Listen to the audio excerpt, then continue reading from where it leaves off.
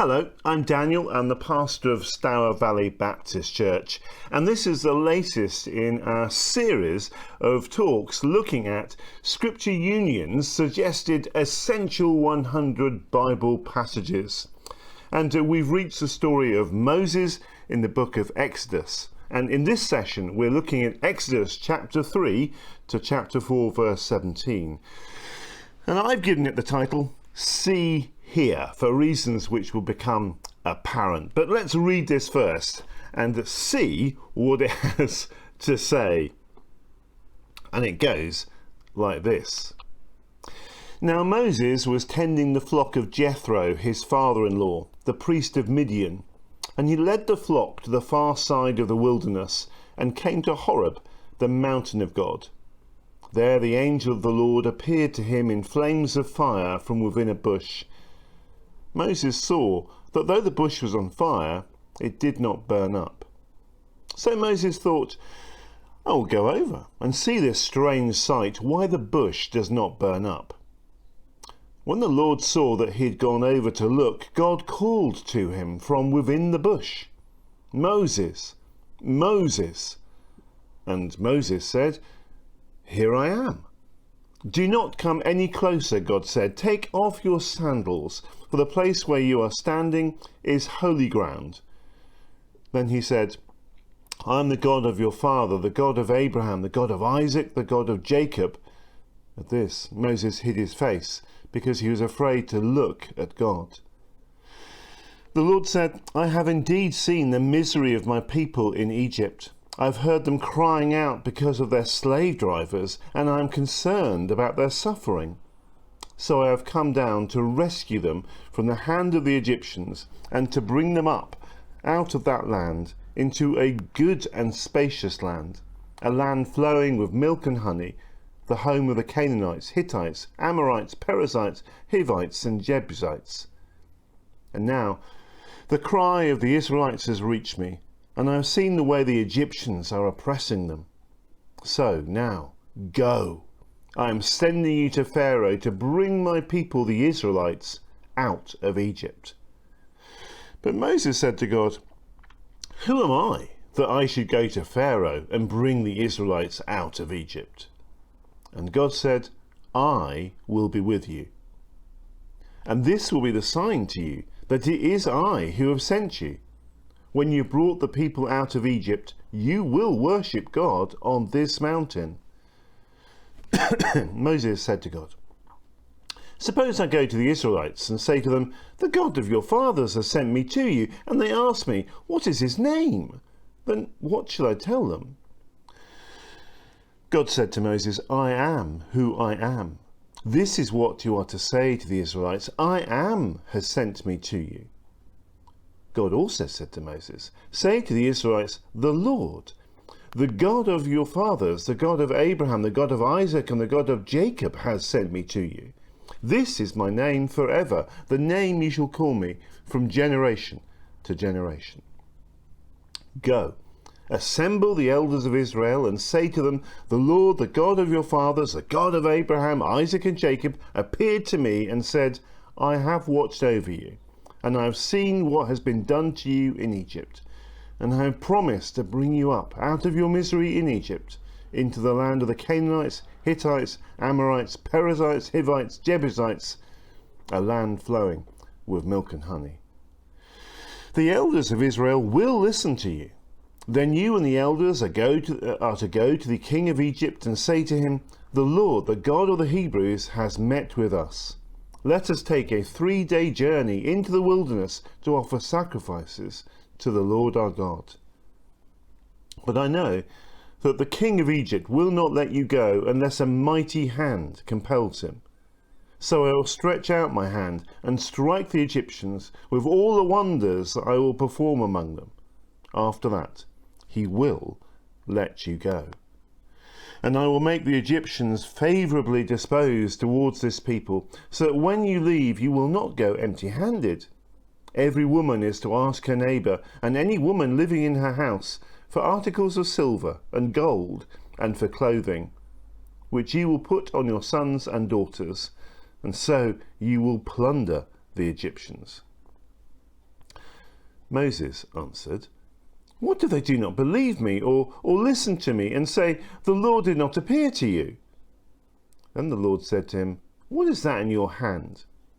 "A staff," he replied. The Lord said, "Throw it on the ground." Moses threw it on the ground, and it became a snake, and he ran from it. Then the Lord said to him, "Reach out your hand and take it by the tail." So Moses reached out and took hold of the snake, and it turned back into a staff in his hand. "This," said the Lord, "is so that they may believe that the Lord, the God of their fathers, the God of Abraham, the God of Isaac, and the God of Jacob, has appeared to you." Then the Lord said, "Put your hand inside your cloak." So Moses put his hand into his cloak, and when he took it out, the skin was leprous, and it had become white as snow. "Now put it back into your cloak," he said. So Moses put his hand back into his cloak, and when he took it out, it was restored, like the rest of his flesh. Then the Lord said, "If they do not believe you or pay attention to the first sign, they may believe the second. But if they do not believe these two signs or listen to you, take some water from the Nile and pour it on the dry ground. The water you take from the Nile will become blood on the ground." Moses said to the Lord, "Pardon your servant, Lord. I have never been eloquent, neither in the past nor since you have spoken to your servant. I am slow of speech and tongue." The Lord said to him, "Who gave human beings their mouths? Who makes them deaf or mute? Who gives them sight or makes them blind?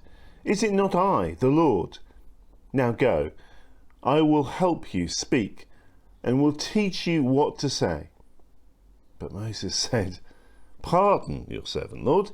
Please send someone else."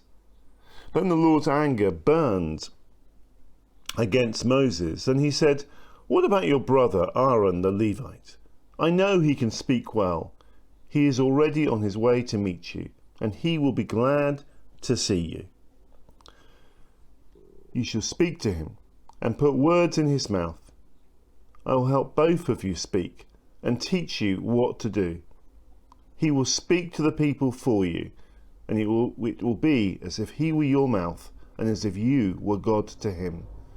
But take the staff in your hand so that you can perform the signs with it."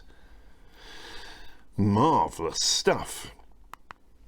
See here then, that is the title I'm giving to my reflections on what we've just been reading.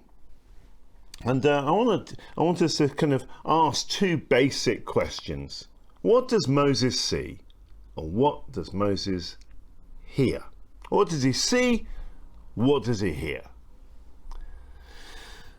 The problem that the Israelites are facing is that they have a historic promise from God to make them into a great nation, a nation that will bless other nations, but they are stuck as slaves in Egypt with no hope of escaping.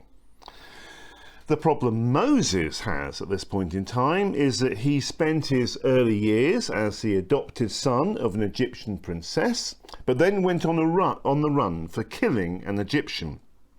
Right now, he is 80. He's in a dead-end job, living with his in-laws. And on this particular day, Moses has taken his flock across the desert to Horeb. Now, we might think must be a really inspirational place because it's described as being the mountain of God. But Horeb actually means wilderness. And there's no hint here that Jethro, Moses' father-in-law, knew of it as the mountain of God. In fact, the whole geography is completely secondary to the theology here. So nowhere in the Old Testament is the location of this particular mountain preserved or even considered important. If you wanted to make a point about Horeb, you might be right to say that it was beyond the normal grazing areas of the Midianites. And if there's a point to be made, you might want to say that maybe we have to get out of our comfort zones to encounter God. But that's not a point I really want to push here. What comes across to me loud and clear is that this was an ordinary place. It was simply a wilderness. You could not get further from a temple or an altar or an ancient sacred space. Yet Moses encountered God there. Max Warren, who was a leading member of the Church Missionary Society, wrote this. He said, "Our first task in approaching another people, another culture, another religion, is to take off our shoes, for the place we are approaching is holy. Else we might find ourselves treading on men's dreams. More seriously still, we might forget that God was already there before our arrival." I find that a very striking statement, not least because some 30 years ago I remember travelling around India for the very first time for some 6 months, and I'd gone there to travel and to enjoy travelling, but also to seek God about my future, to take time out of work to seek God about my own future. And despite the fact that it was a land completely awash with Hindus and temples and mosques, for that matter, a very alien environment, when I prayed, when I read my Bible, I really encountered God. I really felt his guidance. I felt his peace. I sensed that he was trying to speak to me. I had a very real awareness, an alertness to his presence with me. If God is God, then he is everywhere. That means that you can encounter him in your homes when you're on your own, in the midst of family life, out for a walk in the countryside, or like Moses, when you are at work. When you go home having left it, God will be there before you get back. When you go to work tomorrow, he will already be there. God speaks to Moses in an ordinary place. God can do stuff in ordinary places, even Shipson on Stour or the place where you're living. God speaks to Moses in a dramatic way in an ordinary place. But Moses' problem really is that he thinks he's too ordinary. He is too old, too pathetic, too damaged maybe. After all, he's an elderly murderer on the run. Too much water has passed under the proverbial bridge for God to be interested in using him in ordinary ways, let alone extraordinary ones. Which means that when Moses sees a burning bush, or rather a bush on fire that was definitely not burning, he doesn't see its true implications. Words about seeing occur 10 times in just the first 9 verses of chapter 3. What he was seeing was God suspending the natural properties of fire. Fire normally burns wood, but it didn't here. Moses is seeing God literally intervening, interrupting the natural, the normal, right in front of his eyes. What he could have realised right from the beginning, right from the get-go, is that God can involve himself. God can involve himself in the normal, with the ordinary, in such a way that the normal becomes abnormally supernatural. God can do that. If he got his head around that, around what he was actually seeing, then most of chapters 3 and 4 would not have been necessary, because he would not have needed any more convincing. As Tim Chester puts it, Moses does not need to have a higher self-esteem. He needs a greater sense of God's presence. You see, God's response to Moses' first objection in verse 12 is a simple statement: I will be with you. And if you think about it, that's quite striking. Moses says, "Oh my goodness, who am I to go telling mighty Pharaoh what to do?" And God could have done something crazily spectacular. An instant display of lightning and thunder, a massive fireball, an earthquake, a flock of angels blasting trumpets. He could have summoned a miraculous supernatural army of angelic warriors with chariots and flaming arrows to help Moses. No, none of that. He just tells Moses that he will be with him. And from God's perspective, he fully understands that he's not shortchanging Moses. He's not setting up to fail with B-grade resources.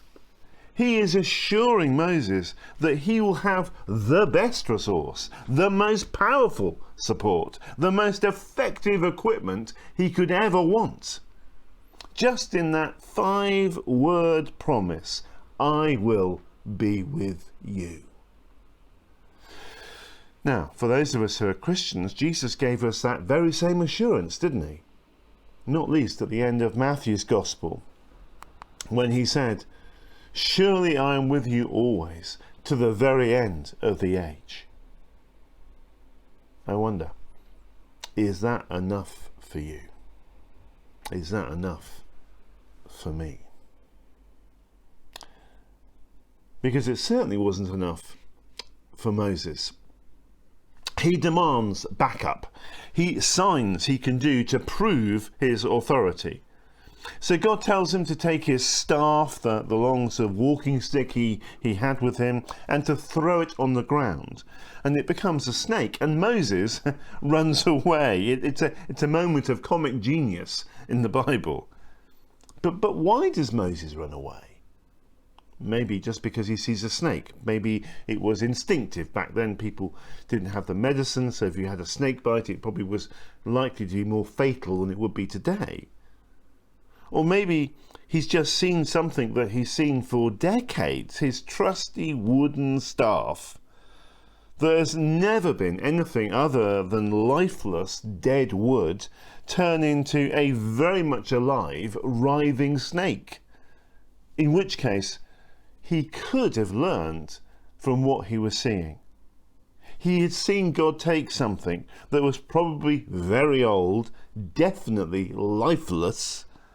That staff was never going to take root or sprout new leaves. But God took it and didn't just give it life, he gave it a whole new life. And Moses could have taken from what he was seeing that if God could do that with his staff, what could he do with him? But his hang-ups and his insecurities, that they blur his vision.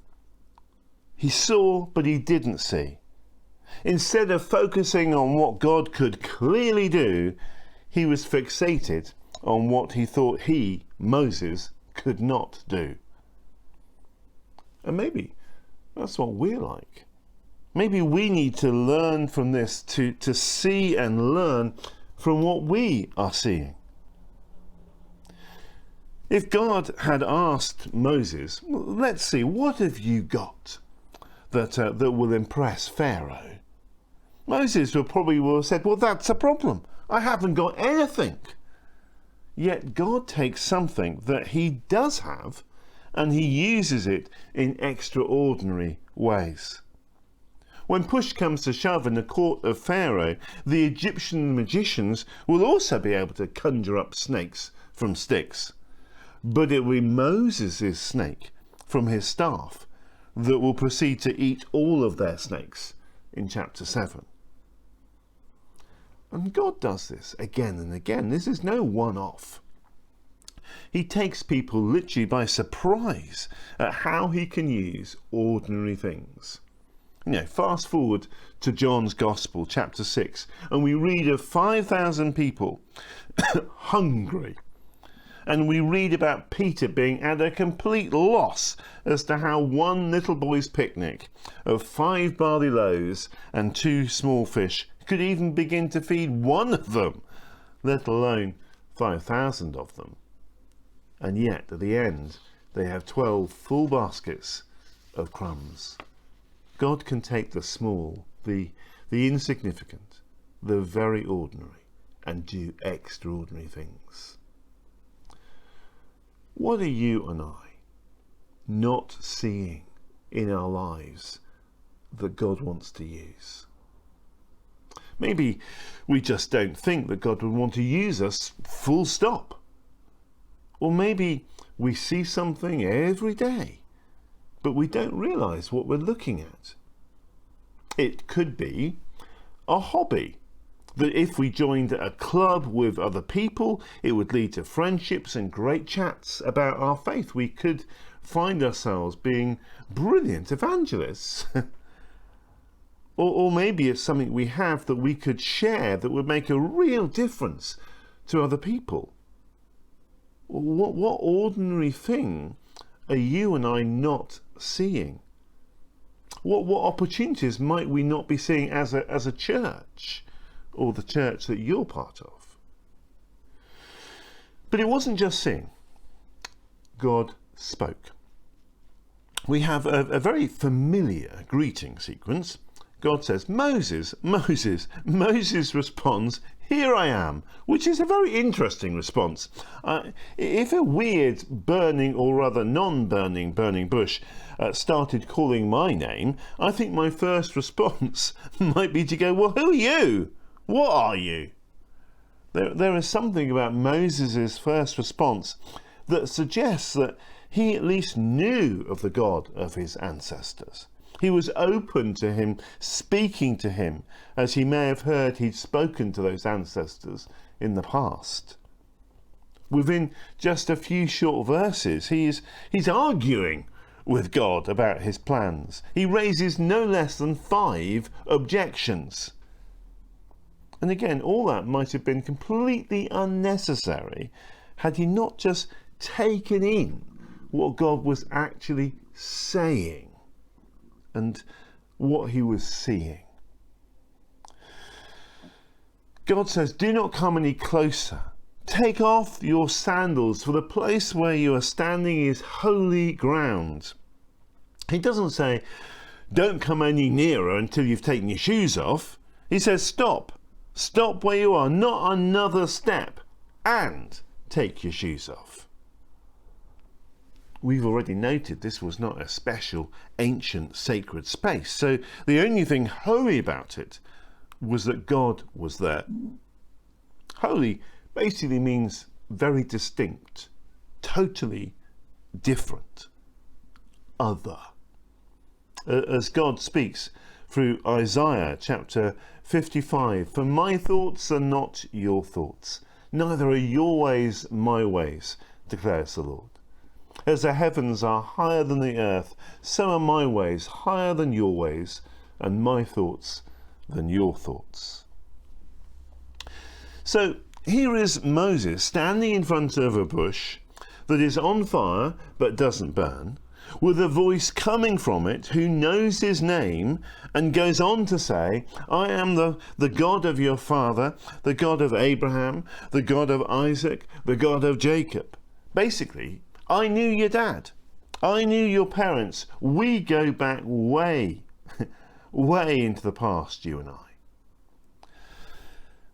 And all of what God had just said to Moses could have been enough to settle the matter of what God is about to tell Moses. Moses could have taken it all as being overwhelming proof that whatever God was about to say was entirely possible. I mean, if I was out walking and I saw a non-burning burning bush and God calling my name from within it, I don't think my first response would be to ask for more proof, more convincing evidence that what he proposed would actually work. I think that would be a pretty phenomenal encounter. And again, when God makes himself known to someone in the Old Testament, he underlines the fact that he has not changed, that he is the same God their ancestors knew and worshipped. And when I read those things, I reflect that whilst I really seek to engage with and listen to and understand our culture that is constantly changing, and I also try to respectfully listen and engage with those Christians who believe that change in our culture means that we too must change as Christians, and in a sense the Bible has to change too in terms of how we interpret it and how we apply it. And in truth, where our interpretation of Scripture has been flawed and actually shaped by culture in the past, then it probably does need changing. But what really strikes me here is the changelessness of God. His default nature is not to change. His default nature is to remain the same. I just get somewhat twitchy, a little bit nervous that some Christians are very quick to assert change when I see God's nature as one that does not change. Again and again, God tells Moses, I am the God of your fathers, the God of Abraham, the God of Isaac, the God of Jacob. Again and again, it's that I am the same one. I have not changed. And the knowledge that he was in the presence of the same God who had saved his ancestors from famine under Joseph, that whole history that he must have known something of, because God doesn't have to tell him who Abraham or Isaac or Jacob was. That knowledge, that reminder from God should have been enough, frankly, to give him confidence to accept what God was about to say. And then later in verse 18, after God has told him several times to go and speak to the elders of Israel back in Egypt, God says very specifically in verse 18, get this up for you, the elders of Israel will listen to you. Full stop. The elders of Israel will listen to you. This is God telling Moses, the elders of Israel will listen to you. Now, Moses hears what God says, but doesn't really listen to it, because Moses' next statement, or rather next question, is this: what if they don't believe me or listen to me? It's as if God hasn't spoken, as if what God has just said doesn't count for anything, that God might have made a mistake, that God might be lying, that God can't be trusted. It's a phenomenal exchange when you think about it. Moses doesn't believe him. Moses' fear of men is greater than his fear of God. Moses is so fixated on his own credentials, he just can't hear what God is saying. Moses is constantly saying, I don't think I can do this, and what's more, I don't think other people will believe that I can do this either. And the problem is that Moses is, whilst he's busy saying that he can't do all these things, he can't hear that God is saying, I will be with you. And you can't hear and take on board the promise that the people will listen to him. So, what are you hearing? What are you listening to? Or rather, what aren't you hearing? What aren't you listening to? It may be that you can't hear, or you haven't really taken on board a very simple promise from Scripture. Maybe the one that says that when you confess, our God is faithful and forgives you, that he is a God of grace. Or maybe you aren't hearing that God is a holy God, and you are ignoring what he might have to say about some of the choices you are currently making.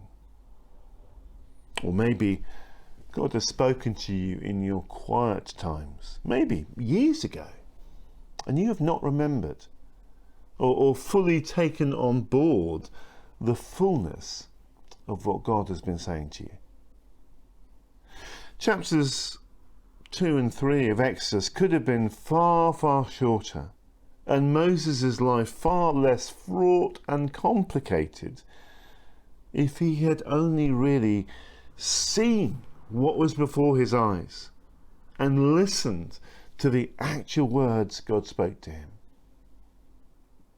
And maybe, as we look at Moses, maybe we can reflect that we too complicate our lives in exactly the same ways. Thanks for listening.